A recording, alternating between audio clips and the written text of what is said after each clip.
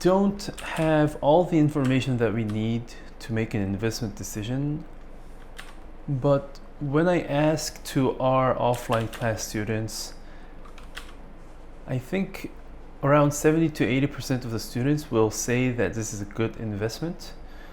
Around maybe 10% would be neutral, and around 10% would be very, very cautious and skeptical on the investment. Personally, yeah, I think it's a very good investment, but let's see why. Where we want to start is we always want to start from the top down. So if you have data sets like this, let's see the total revenue first. So total revenue, if you look at it, compound annual growth rate is simply around 15%. Is 15% a very good growth rate? Yes, it's a very good growth rate. It's not a startup. It's a company that's generating revenue over $100 million. And although we don't have all the information, it should likely have a positive margin. If it does, it's a very good looking historical growth rate. But where did that revenue growth come from? Did it come from Botox? Did it come from fillers? Did it come from cosmetics? And you can see that, well, cosmetics growth rates are high, but they're just high because the starting point was so low. So we want to exclude cosmetics from our analysis. But when we look at this, the Botox segment grew at a growth rate of 18.8%, fillers by 8%. 8% is also a very good growth rate, but 18% is just so attractive. It's not a 3-year growth rate, it's a 5-year growth rate that also includes the COVID-19 phase, right? Where did the 18.8% come from? Did it come from US? Did it come from international? Well, it slightly came more from international sales, but still US sales also performed very well. And that actually makes it even more attractive because the international market simply has so much potential. Did the growth rates come from quantity? Did the growth rate come from price? Well, now we can see that despite the fact that price rates declined over the years, over the 5-year time period, around 8%, around 11.7%, quantity, in other words, vials sold, grew just spectacularly, and that actually led to all the revenue growth. So simply put, the revenue was driven by a lot of demand, despite the fact that price levels declined over time, which could be a concern to the investors. So average selling prices going down is always a very bad sign in any market. Of course, we don't know the reasons for sure, so at this point you would need more information. And one more thing worth looking at is the growth rates. So if you look at the year-on-year growth rates for total revenue, now you might have some concerns. So if you see the numbers, on an average it was almost 15% growth rates, but the growth rates are all gathered up in the front parts, and you can see the growth rates slowly declining over time.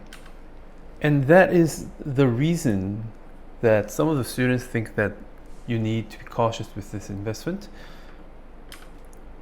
Why is it slowing down? Is it because of Botox? Is it because of filler? We know that Botox was the main component of the revenue growth rate. So we want to look more into Botox growth rates. What was the problem? Was it US sales, international sales? Both segments are showing decline in the growth rates. And the strange thing is that actually price, the thing we were concerned before, is not going down as fast as we thought. There was just one big dip in price levels in 2020, and then thereafterwards, the price levels are pretty stable, I would say. But for Botox, some decline in price range, but not as much as we did in 2020. But the vials sold, in other words, the demand for the Botox products are just declining so much over time. So what we analyzed from the compound annual growth rate and what we analyzed from the year-on-year growth rate is slightly different. That's why we need both in order to analyze historical revenue. Of course, compound annual growth rates are a much quicker and much more efficient way to analyze revenue, but we always recommend that you look into the year-on-year growth rates as well, as it provides some information that your compound annual growth rate does not. And some things to note is that in 2020, the company, so we are assuming a scenario where the company experienced an acquisition by a private equity firm. So in 2019, end of 2019, the private equity firm acquired this fill and tox company, and before that it was completely the founder's company. But after that, the private equity is holding the company, and we will see some drastic changes in the numbers in 2020, not only for revenue, but when we're analyzing operating expenses or balance sheet items as well. So some of the changes from 2020 is that average selling prices did go down drastically, as we mentioned before. That is, number one, because of the increased competition in the Botox market, but number two, mainly because the new owners, in this case the private equity, they decided to implement a new pricing strategy that was boost up demand and eventually boost up revenue.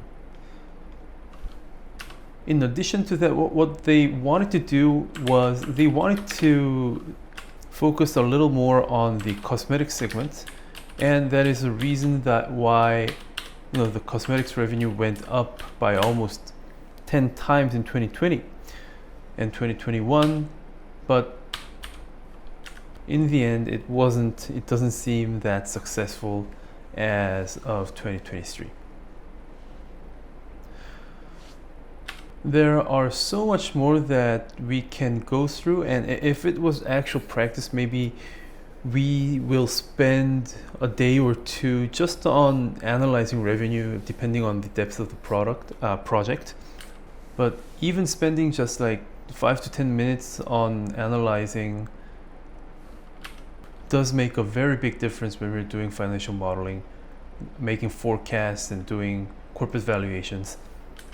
So always remember, analysis is key to a better financial model and better investment decisions. Now let's move on to forecasting revenue and try to learn some of the forecasting techniques on how we make assumptions when we're building a financial model.